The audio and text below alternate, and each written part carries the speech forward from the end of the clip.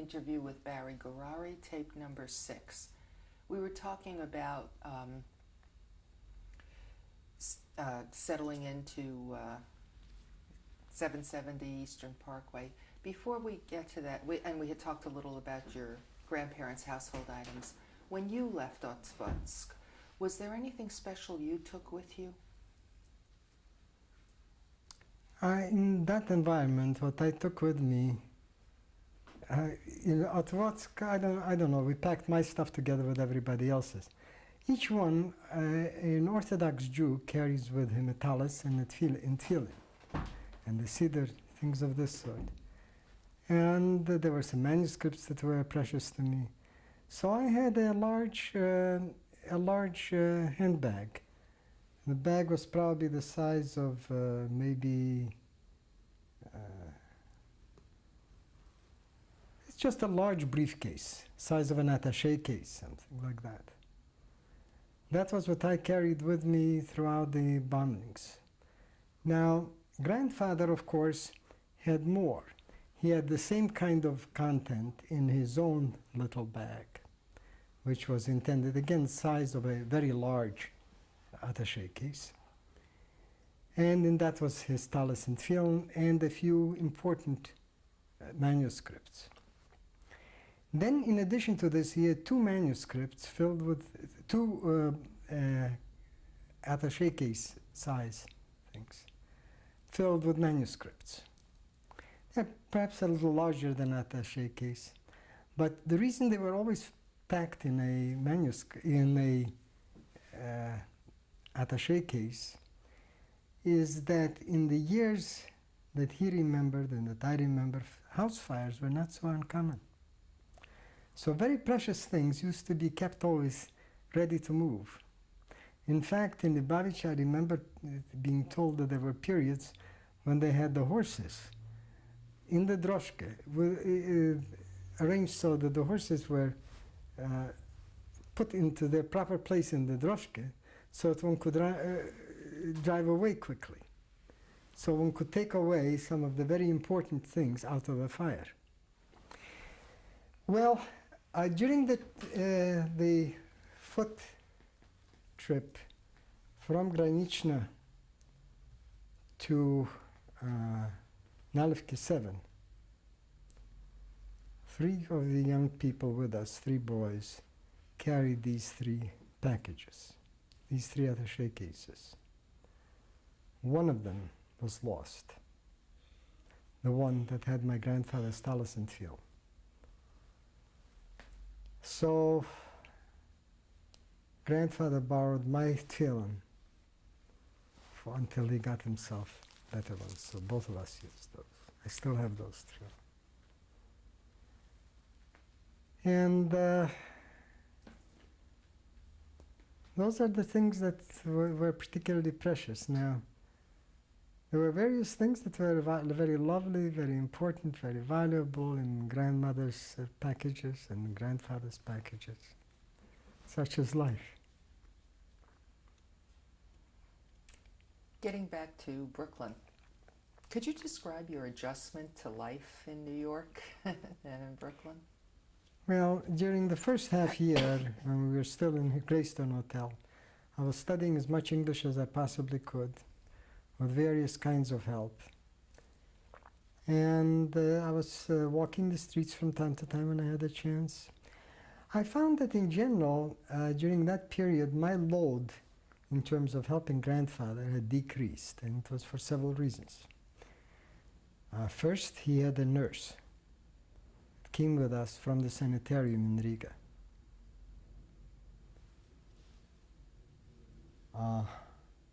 Second, his care was much better organized. He needed less of mother's help, he needed less of my help. He had better medical attention, better medicines. Then I could no longer serve as well in other ways because I really wasn't that familiar with the United States. I couldn't serve in terms of helping him with Americans. I was not a suitable intermediary. So that gave me more time. I began to think about my own future. And I studied English as much as I could. Then by the time we moved to Eastern Parkway, we got the top floor, as I've already mentioned, on 770. And I began going to a regular yeshiva. Now, of course, the Lubavitcher yeshiva was being built, but the Lubavitcher yeshiva at that stage was still very makeshift, very in its very beginnings. And my grandfather, my father, and my mother all thought that it would be a good idea if I went to a place which was much more stable, just as a way of helping me have a more stable environment. I started going to Yeshiva Torah Vodaas in Williamsburg. And that's where I continued later my studies. Now, Yeshiva Torah Vodaas, of course, was an American yeshiva, and therefore it had a high school. The law requires a high school. So I started going to the yeshiva and also to the high school. And I tried to catch up. I was 17. By 17, I should have graduated high school. By 18, I was nowhere near that. So in one way or another, I started taking various subjects, home study. A year passed by, and I had taken enough of courses so I could now graduate with one more semester. The principal of Torah Vodaas high school looked at me and said, "Look, you're trouble. With all these courses, home study, if I ever let you take the regents from our place, regents are going to come and they will say that I'm not running a bona fide school. It's a phony outfit. I can't afford that. You better go to another high school, graduate from it. We'll give you all the credits, but they should graduate you." I talked him into letting me finish a few regents exams at yeshiva, and then I went to the high school. Now that high school happened to have been an evening high school, of course, and the evening high school was in Brooklyn on Fulton Street, which was a poor black section. Turned out to be very good for me. My classmates turned out to be mostly women, mostly black, mostly day workers or maids, and they used to come there after a day's hard work.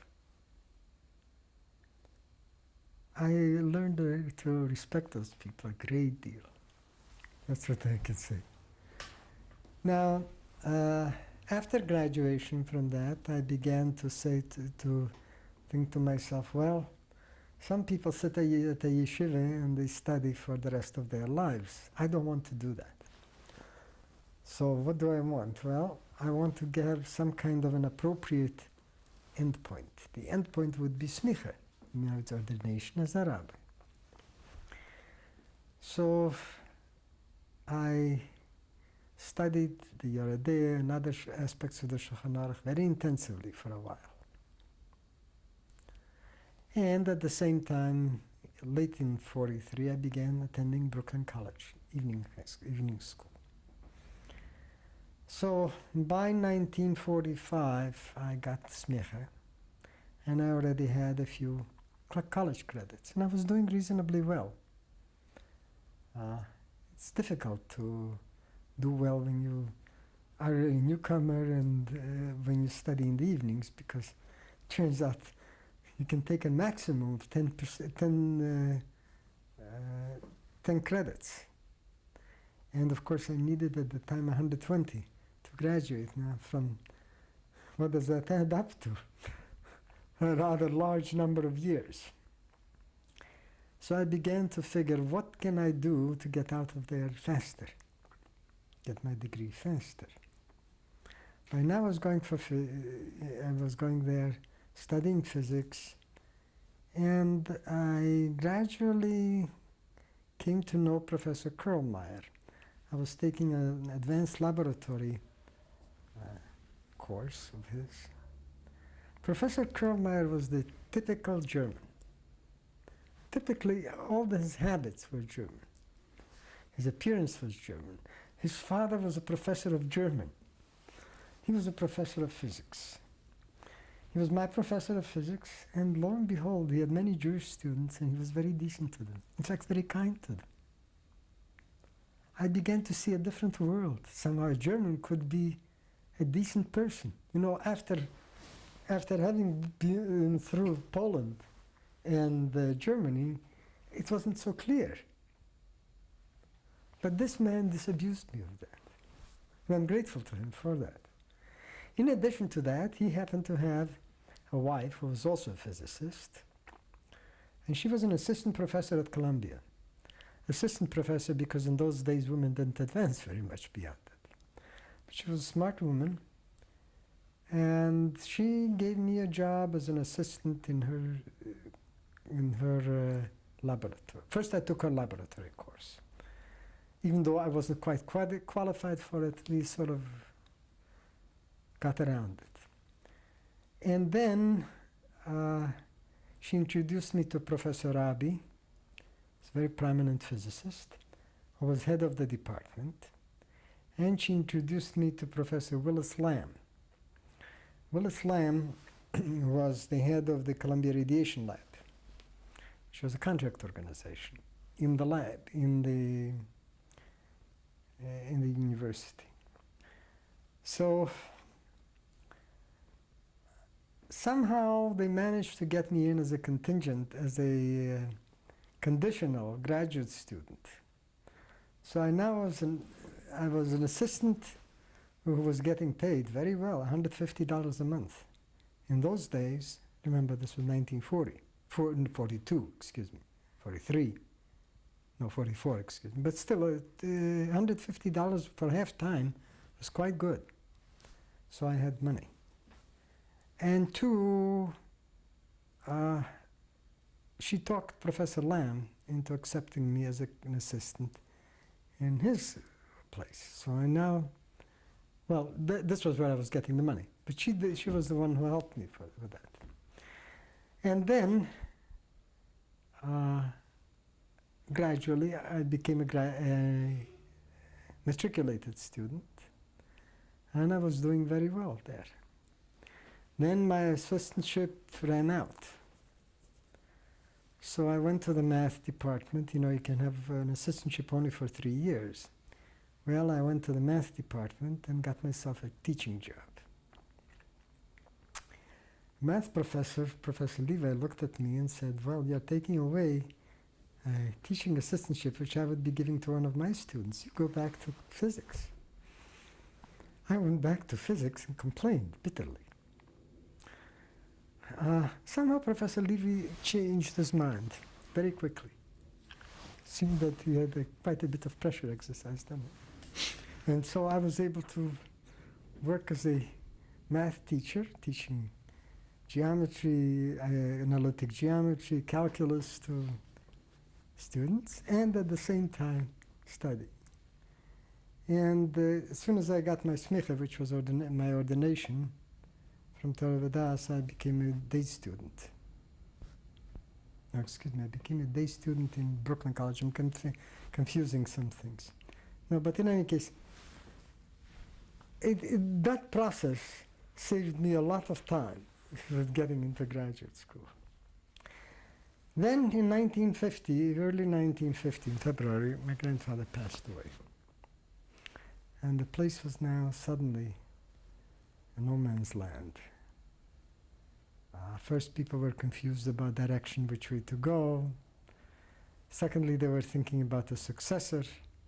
In my mind, the successor to grandfather was ridiculous. It would be a totally different place. And so some people told me, well, you're a direct descendant. I said, forget it.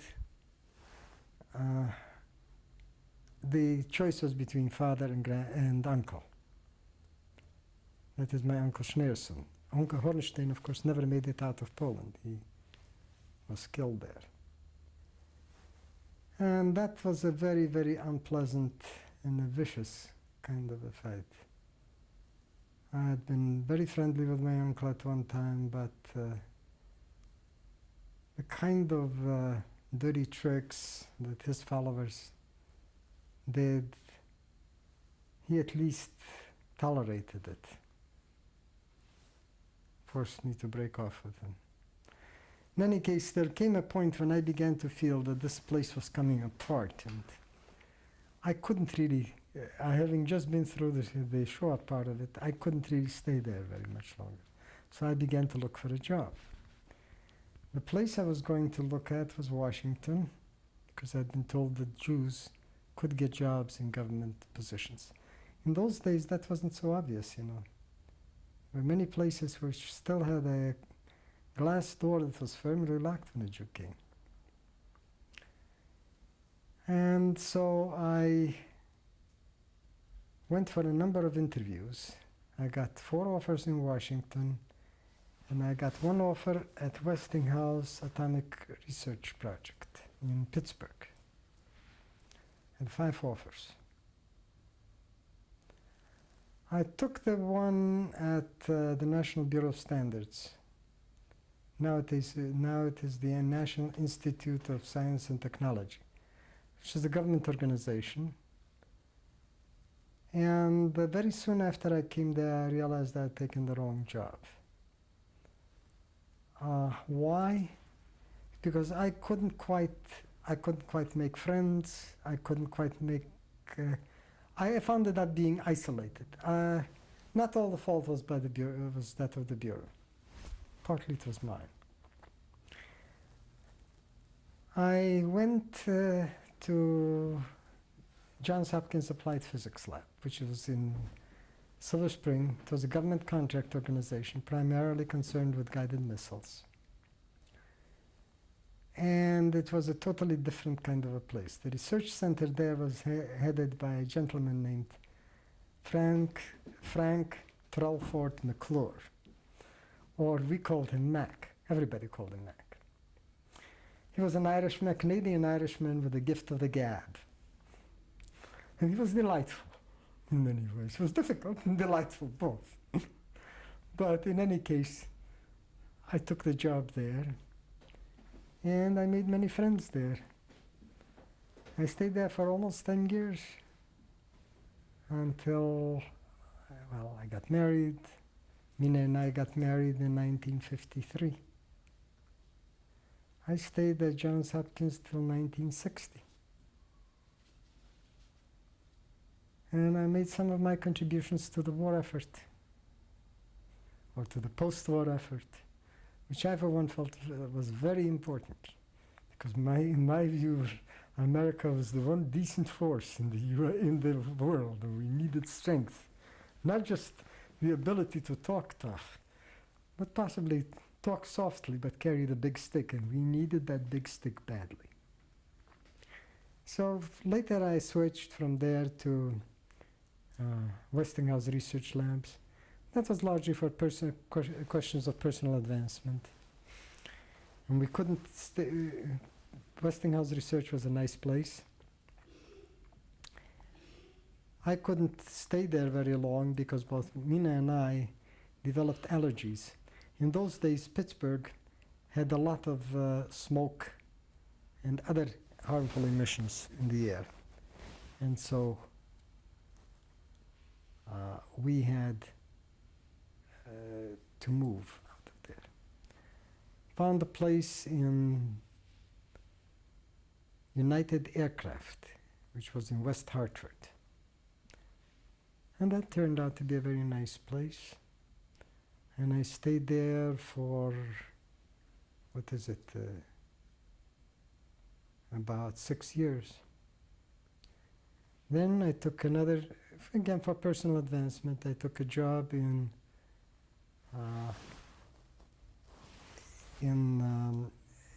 ITT. At the time it was an abbreviation for International Telephone and Telegraph, but staff members used to say the ITT stood for International Talk and Travel. It was primarily a conglomerate. It had a large defense part, but it also was buying up companies of all kinds. And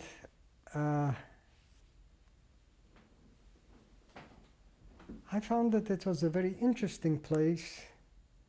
I was a director of technology for the Defense Space Group there. I had to travel a good deal. It took me more into politics and less into science than I had preferred. And so after a certain period, we parted company. And by that time, I was living here. And so I started a little company called Gourary Associates, Inc., which survived until, well, it was disbanded this year because I'm no longer able to carry on that kind of an activity for medical reasons. Now, in the meantime, I've forgotten to mention Mina's changes. Before you do that, could you tell me about how you met her? How I met Mina. Well, there is the fact of life that her father and mine shared rooms at the yeshiva in Lubavitch. It's a little part of it. I met Mina, or at least what I remember, soon after we came to the United States. She probably was at the dock to welcome us. But then when we were at the Hotel Greystone, grandmother needed lots of help. My grandmother was totally deaf. She had become deaf during the birth of her last child, Sonia. So she really needed help in terms of doing things. And my mother needed help, and Nina was always willing to give it. And she also helped me to get acquainted with America, like helping me visit the World's Fair in 1940, various other things. Later she completed school in the meantime. She got a master's in statistics from Columbia in 1949.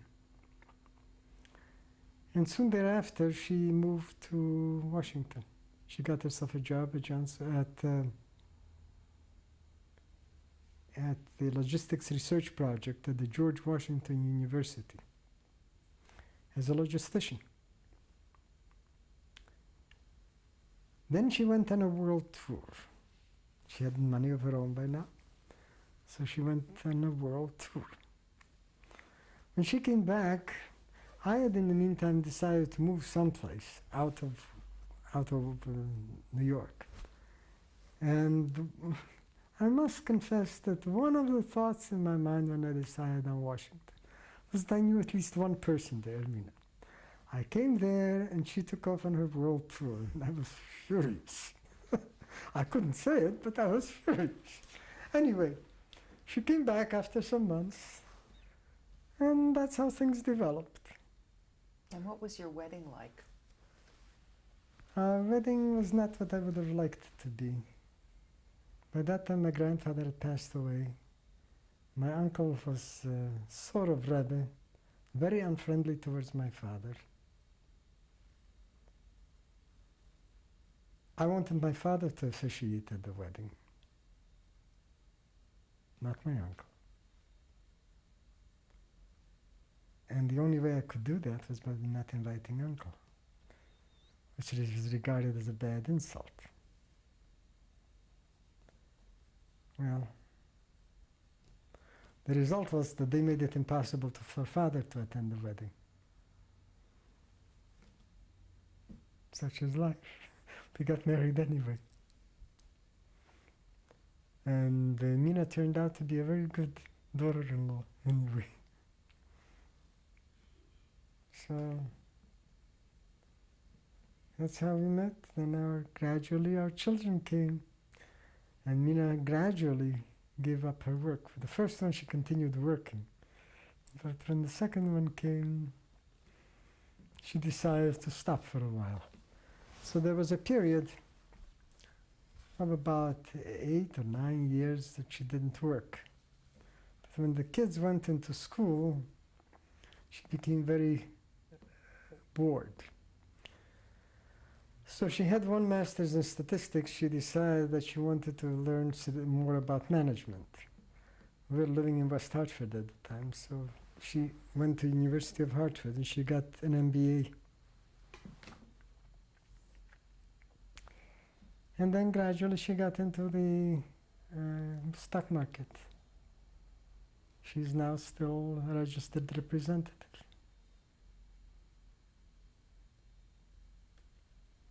She's smarter than I am, and she wasn't retired by illness as quickly as I was. I hope it continues. For good health, that is. And could you tell me a little about your children? Yes. My older one is Sonia, named in honor of my aunt who perished in Poland.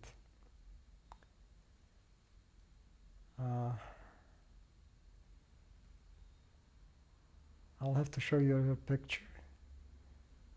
She was a slow starter. She was a premature child. She was a slow starter.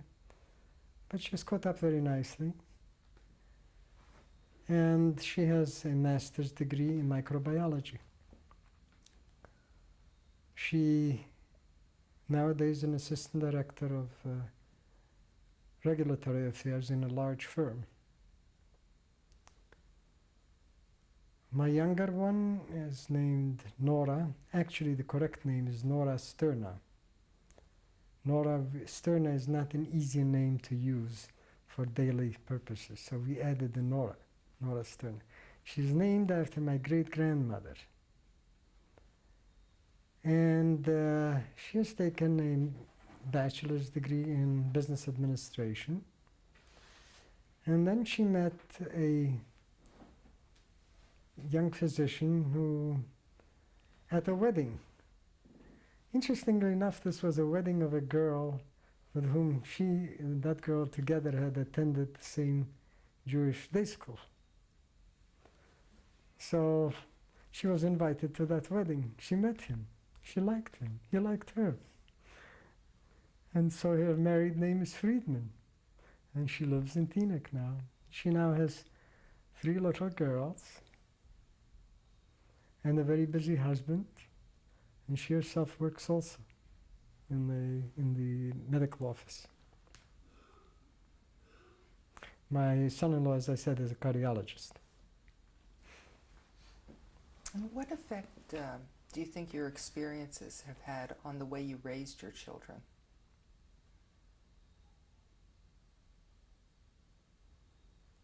Oh, it's difficult to say. It certainly had to do with the fact that we sent them to a Jewish day school because we wanted them to have a strong bond.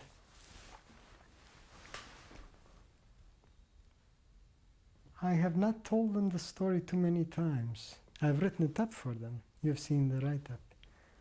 But I have not tended to, because I feel that so much of it, I didn't want to convey a message of hate. Care, yes. Being very careful. Making sure you know where you are, you know with whom you are, you provide for yourself, and you always know who your real friends are. But I want to avoid hate. We'll continue on the next tape.